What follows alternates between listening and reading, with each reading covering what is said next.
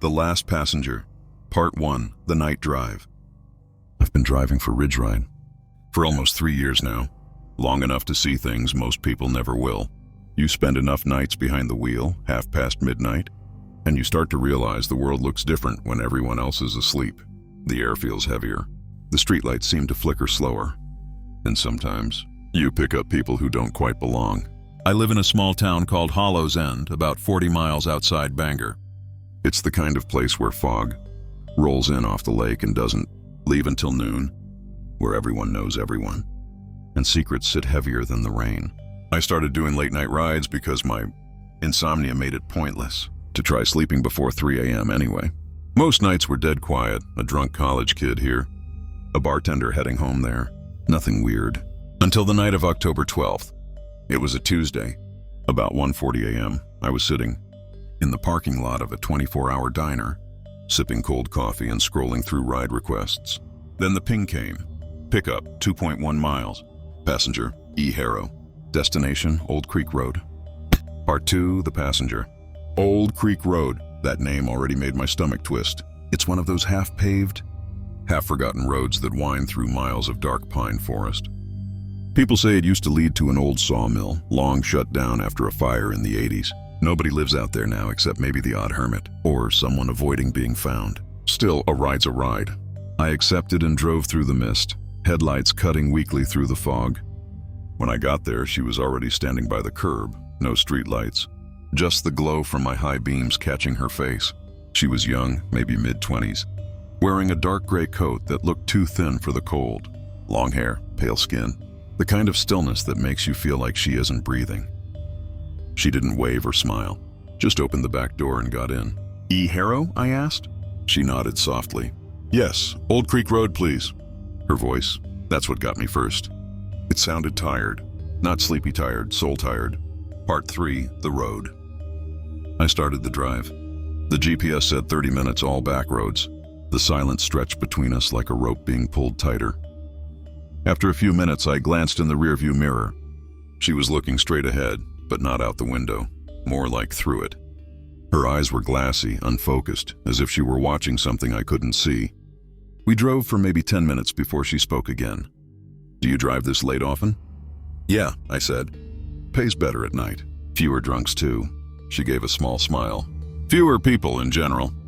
There was something off about how she said it. Not spooky, just sad, like she missed being one of those people. I tried to keep it light. "You heading home?" She hesitated. "Something like that." The fog got thicker as we turned onto Old Creek Road. The trees leaned in close, branches brushing against the roof like skeletal fingers. I flicked on the high beams, but it barely helped. Then she said, "Can you turn the radio off?" The radio hadn't been on. I glanced at the dashboard. No sound, no signal, just static faintly humming from the speakers. I switched it off anyway. But for a few seconds after, I could have sworn I still heard whispering, not words, just shapes of words under the sound of the tires. I'm Part 4, The Vanish. At mile marker 12, I looked into the mirror again. She was gone. No sound, no door opening, nothing, just gone. The back seat was empty. I slammed on the brakes, heart thundering, tires screaming on the wet pavement. My phone slipped from the dash onto the floor. For a moment, I thought maybe she'd ducked down, fainted, something. But when I turned around fully, the seat was spotless. No bag, no phone, no sign anyone had been there at all. Except for one thing, a faint wet outline, like condensation where her body had been sitting. It was shaped exactly like a person. Then my phone buzzed on the floor. I picked it up. The Ridgeride app still said passenger on board. ETA 17 minutes remaining. My throat tightened. I restarted the trip thinking maybe it was a glitch. But no matter what I did, cancel, restart, end ride, it just froze on that screen. Passenger still in vehicle. Part 5, The Call. I kept driving, half hoping she'd reappear, half praying she wouldn't. A few minutes later, my phone started ringing. Unknown number. Against my better judgment, I answered. The voice on the other end was soft, broken, full of static, like it was coming from miles underwater. "Don't stop driving." "Who is this?" I asked. "Keep driving. You're almost there." Then silence. The call cut off and I looked at the screen. The call duration showed 0 seconds. Like it never happened. At this point, I should have turned around. but the fog was too thick and every direction looked the same. My GPS glitched out, spinning, then freezing. The app still showed E-Harrow in vehicle.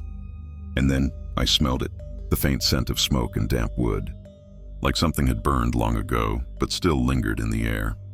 My throat itched, my eyes watered. The fog ahead glowed faintly orange. I came around a bend and saw what looked like the remains of a collapsed wooden building, blackened beams jutting up like broken ribs. I stopped the car, trembling. My phone buzzed again. "You've arrived at your destination." Part 6, the burnt mill.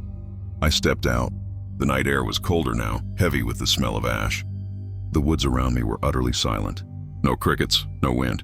I shined my phone's flashlight toward the ruin. There was a sign, half buried in weeds. Harrow Mill, established 1952. The name hit me like ice water. Harrow, E-Harrow. The old sawmill, the one that burned down decades ago. My grandfather had told me stories about a fire that broke out in the night, killing several workers and the mill owner's daughter, who'd been waiting for him to finish his shift. I looked back at the car. The passenger door was open, just slightly, maybe an inch, but it had been locked when I got out. I walked closer. My breath fogged the air. Inside, on the back seat, something small and glinting caught the light. A silver locket. I picked it up, warm to the touch. Inside was a tiny photo of a girl, maybe 25. Same face, same coat. Under the picture were the words, Eleanor Harrow, 1958-1983. Part 7, The Return. I don't remember driving back. I only remember the sound of gravel under my tires, the white lines of the road sliding past, and the faint scent of smoke that followed me all the way to town. When I finally reached my apartment, the ride still wouldn't end on the app. It kept showing passenger and vehicle. I deleted the app, reset my phone, nothing. That night I barely slept. Every time I closed my eyes, I saw her reflection in the rearview mirror. Faint, patient, waiting. In the morning I called Ridge Ride support. The guy on the line checked my trip history. "There's no record of any ride that night," he said. "Last trip was October 9th. I told him about the name, the pickup, the burned mill. He laughed nervously. "Buddy, that place hasn't existed since the 80s. He paused. "You said her name was Harrow?" I said yes. He went quiet for a long time, then whispered, "We had another driver last year report something similar. Same name, same road. For a few weeks, nothing happened. Then one night, around 2 a.m., I got another ping on the new app I'd switched to. Pickup location, Hollow's End Diner. Passenger, E-Harrow. Destination, Old Creek Road. I didn't accept it. I deleted the app. I stopped driving nights altogether, but sometimes when I'm parked outside my apartment, I still feel the back seat shift slightly. The faint smell of smoke fills the air. And in the rearview mirror, I catch a glimpse, just for a second, of a woman in a gray coat, watching the road ahead, always silent, always waiting. They said the town didn't exist anymore, but maps still whispered its name. Hollow Creek. It wasn't on any GPS, no coordinates, no highway signs, just a rumor, a ghost town that had somehow survived time itself. I didn't believe it, until I saw it with my own eyes. I was a photographer working for a small documentary crew that covered paranormal. Places, haunted houses, abandoned hospitals, the usual clickbait. But Hollow Creek was different. Locals called it the place where shadows move even when you don't. And that was enough for me to pack my bag, grab my camera, and drive out alone. The desert highway stretched on forever. No traffic, no lights, just a straight, endless road swallowed by fog. My GPS lost signal after mile marker 41. The radio turned to static, and underneath that static, I could swear I heard voices, whispers, faint like someone sitting in the back seat, talking just low enough that I couldn't make out the words. After hours of silence, I finally saw it. A half-broken wooden sign, half buried in dirt. The paint was peeling, but I could just barely read the words. "Welcome to Hollow Creek. Population?" There was something else carved beneath it. Not printed, carved in rough handwriting. "Don't stay after dark." The air changed the moment I crossed that invisible border. It got colder, heavier, like walking into a refrigerator that was breathing. No birds, no insects, no sound at all. Just an unnatural stillness pressing against my ears. The town looked frozen in time. Boarded up stores, rusty street lamps, and a single stop sign leaning sideways like it had given up years ago. There were old signs on the buildings, Miller's Groceries, Post office, Hollow Creek hardware. Dust coated everything. It looked abandoned, but not empty. I raised my camera and snapped a few shots of the main street.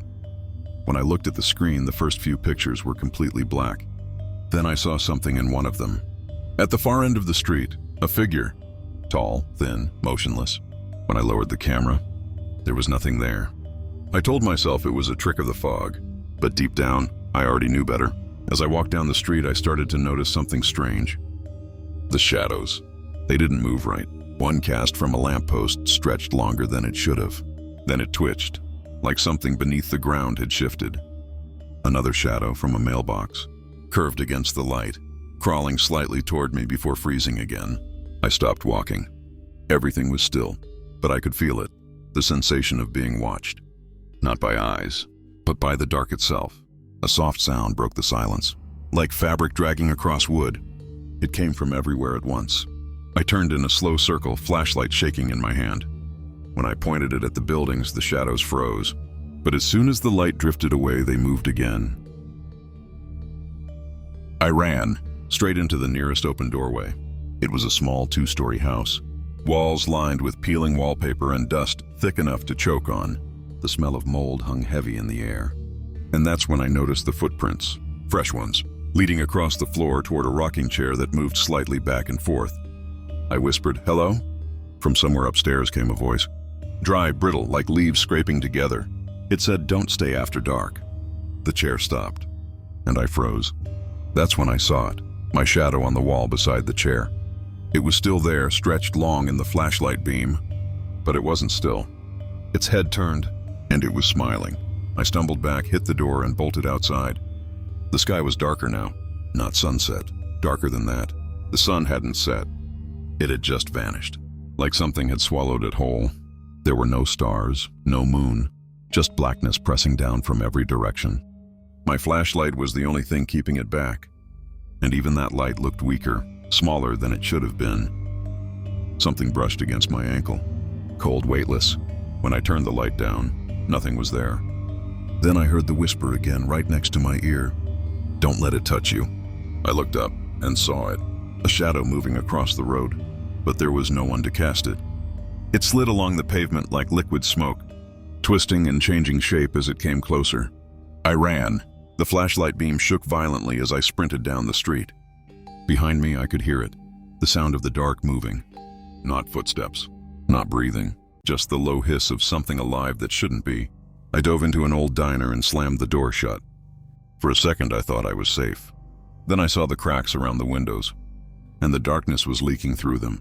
It wasn't just an absence of light anymore. It was alive. It was hunting me. The walls began to pulse, like they were breathing in rhythm with my heartbeat. My flashlight flickered once, twice, then died. I scrambled behind the counter and found a box of matches. Only one left. I struck it. For a moment, the flame held back the dark. The walls glowed with a sickly orange light, and I saw faces and faint, trapped in the black. They were watching me. The match burned down, and when it went out, the whispers came. Hundreds of them, circling, overlapping, all saying the same thing. "Stay with us." I tried to scream, but the air was thick, heavy, like the whole room was underwater. Shapes began to rise from the floor. Shadows forming arms, torsos, faces. Men, women, children. The people of Hollow Creek. They weren't gone. They had become the dark. Something cold touched my shoulder. And then everything went black. When I woke up, it was morning. I was sitting in my car parked on the side of the road miles from the town. Sunlight poured through the windshield. For a moment, I thought I had dreamed it all. Then I looked down and saw it. A shadow across my lap. Not from the dashboard. Not from me. It just sat there, like a hand made of ink. When I moved, it didn't. It stayed, pressed against me, still, waiting. I turned on the ignition, heart pounding, and drove until the town was miles behind me. But even now, when I park under streetlights, I can feel it. That extra shadow, just barely there, waiting for the dark to return. They say Hollow Creek doesn't exist anymore. But if you ever find yourself driving a lonely road late at night, and you see a half-rotted wooden sign that says, "Welcome to Hollow Creek," whatever you do, don't stop, because once the town breathes you in, the shadows don't let go. I've always had a fascination with ghost towns. There's something unsettling about places that were once full of life, now completely silent. A few months ago, I found myself driving through the back roads of western Pennsylvania. I had an overnight job delivering industrial equipment between small towns, and the route took me past a place I'd never heard of, Old Mill Town. It didn't show up on my GPS, but there was a rusted sign by the road that still read, Old Mill, founded 1896. It looked abandoned, but there was something strange about it. Even from the highway, I could see streetlights glowing faintly through the trees. I figured I'd stop for a bit, maybe grab some photos for my collection. I love photographing forgotten places. The road curved downhill into the remains of what used to be a mining town. Cracked pavement, boarded up shops, faded paint. It looked like time had stopped decades ago. But the streetlights, they were on. Tall iron lamps humming quietly, flickering one by one as I drove past. That didn't make sense. There hadn't been a power grid out here for years. I checked my phone, no signal. As I rolled to a stop near what looked like the old general store, I noticed something even weirder. Footprints in the dust. Fresh ones leading toward the main street. I got out of the truck. The night air was cold and still, not even the sound of crickets. Then, faintly, I heard it, a soft clang, like metal on metal. I followed the sound, past a row of collapsed houses, and into what must have been the town square. That's when I saw movement. Under the orange glow of one of the streetlights, there were 3 figures. Men, or what looked like men, wearing old miners' uniforms, covered in soot and grime. Their faces were pale, their eyes sunken. They were working, swinging rusted pickaxes into the ground over and over. But there was no dirt, no mine shaft, just the cracked pavement beneath them. Every swing echoed through the empty street. At first I thought it was a film shoot or some weird local art project. But when I called out, "Hey, you guys okay out here?" they stopped. All 3 turned toward me, slowly, their movements stiff and unnatural. The light above them flickered once, and they were gone. Just gone. I stood there in total silence, my heart pounding. Then one of the streetlights further down the road turned on. Click. Then another. Then another. Each one lighting up one by one, leading deeper into the town, like they were inviting me to follow. Every instinct told me to leave, but curiosity got the better of me. I followed the lights. They led toward an old power station, half buried in vines. The front door was hanging off its hinges. Inside, the air smelled like rust and wet dirt. Old machinery covered in dust and spiderwebs filled the room. But one thing was out of place. A generator in the center of the room, humming faintly. Its dials were moving. Its lights were blinking. I swear it was running. But there was no fuel line, no modern connection. Nothing that should have kept it alive. I walked closer, and on the control panel, scratched into the metal, were the words, "They never stop working." That's when the generator surged, and every light in town came on at once. The entire street outside glowed orange through the broken windows. I heard voices, dozens of them. Footsteps, whispers, the sound of shovels and picks striking stone. I backed away, heart racing, until I tripped over something on the floor, an old newspaper. It was dated August 12, 1953. Headline, "Mine explosion kills 27 workers. Power lines severed." That's when I understood. The lights weren't supposed to be on. They were never turned off. I bolted out of the building, sprinting back toward my truck. But the road looked different. Every light flickered violently, the orange glow turning sickly white. And beneath each streetlight, there was a figure standing. Miners, dozens of them, all facing me. Their eyes, black and hollow. Then they started moving. Not running, not walking, just gliding toward me. Their feet scraping against the ground. I could hear the faint clanging of metal, like the sound of old helmets and chains dragging. I sprinted, trying not to look back.